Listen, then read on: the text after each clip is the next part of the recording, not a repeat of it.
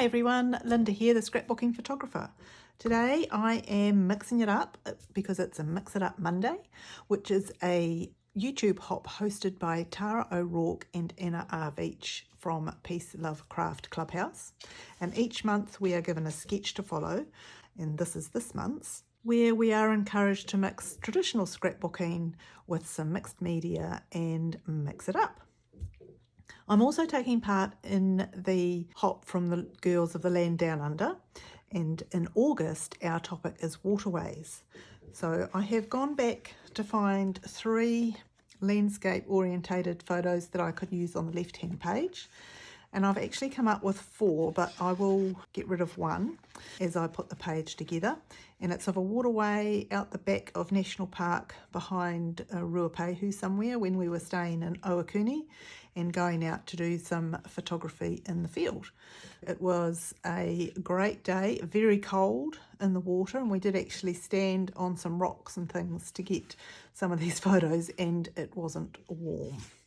Anyway, that is what I am documenting today. I'm also using a combination of products. So I've got the Close to My Heart Mist and Pewter, which I think will be the colours I use, but a variety of texture and border type stamps that I'm going to use with my mixed media. And then from Stampin Up, I'm using the white base as my base page, and I'm going to mix it up with these 3 pieces. Now the 2 greys are from the neutral family packet of colours, and this one is from the Country Lace, which is in the annual catalogue. Now, having said that the white cardstock was going to be my base page, it is, but I'm going to mount it in front of 2 other pieces. So I'm trimming 1 inch off 2 sides, which will give me a 1/2 inch gap. And then when I bring the other pages in, I can decide what I want. And I always think it's nice to have the darker colour at the back. So I'm going to trim a 1/2 inch off 2 sides on this Country Lace piece, and that will give us a 1/4 inch between that and the white and the dark grey one at the back. Now I believe the dark grey is called Basic Grey from the neutral pack, where you can get the 12 by 12 pieces of cardstock. I'm bringing the photos in. I have trimmed them from 4 by 6s into they're 3.5 high and 5 inches wide, and that fits nicely on this piece of basic grey cardstock that I've mounted them on.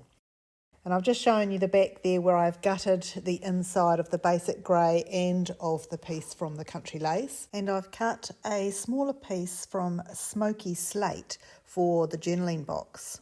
So before I stick it all together, I want to go around the outside with the blending brush. And you'll see me here just checking the colour of mist to see if it will work. And it's a nice mixture to go with the Country Lace and with the blue in the photos. So I think that's the right way to go. And I'm using a small blending brush from Stampin' Up, along with the mist ink from Close to My Heart. I often like to go around the outside and differentiate at the edge of the paper with the foam dome, but in this case the blending brush will do a nice job of just highlighting the edge of the cardstock.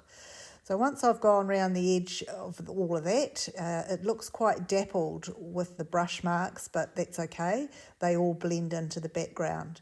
And as you can see, it was a little bit odd on one side, so I'm just filling in the gap so it looks a little bit better there.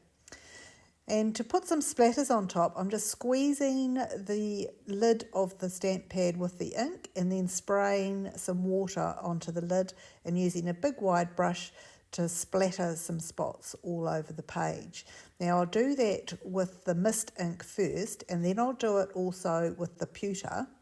And you'll notice that when I'm finished each one, I do give it a good wipe out in the lid with a paper towel. The splatters blend in quite well, and I do add a little bit extra shine and sparkle later on with a Distress Oxide spray. So cleaning that ink pad out, or the lid out, and putting it all together, I can now stick this onto the background, and once I've worked out which way up I want it to go. And then I've got the country lace piece and the basic grey at the back. So bringing the photos in just to check that they all look okay, I'm happy with that.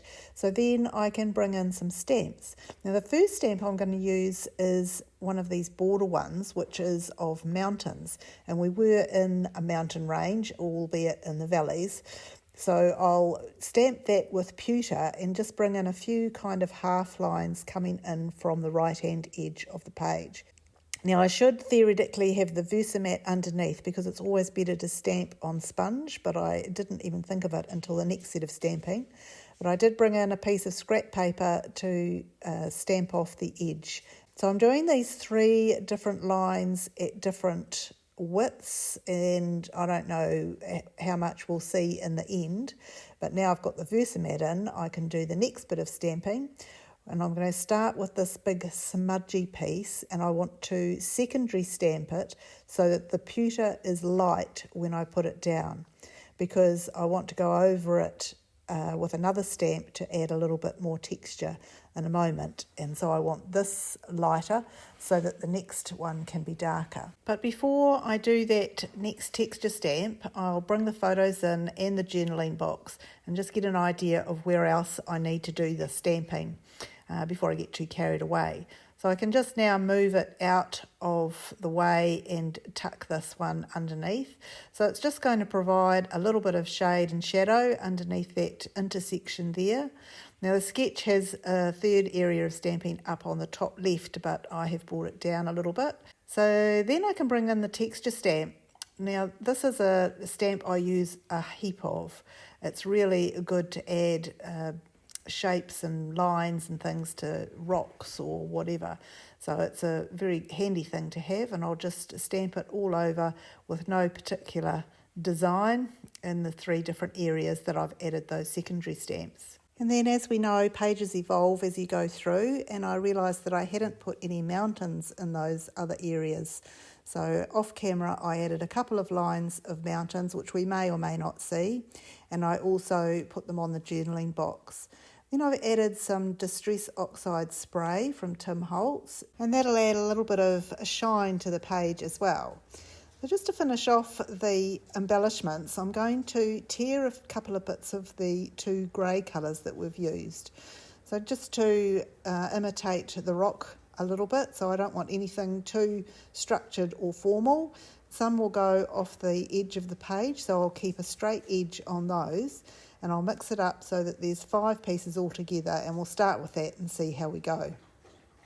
So I've got 2 light ones and 3 dark, and bringing the page back in, we'll see how that works. So there's a little bit of crooked stamping down the bottom there where I got the mountains wrong, so I'll put one there for a start. And then up the top, we'll just bring it in to balance that a little bit, and then we'll put one more piece over the top of them so that there's 3 pieces each.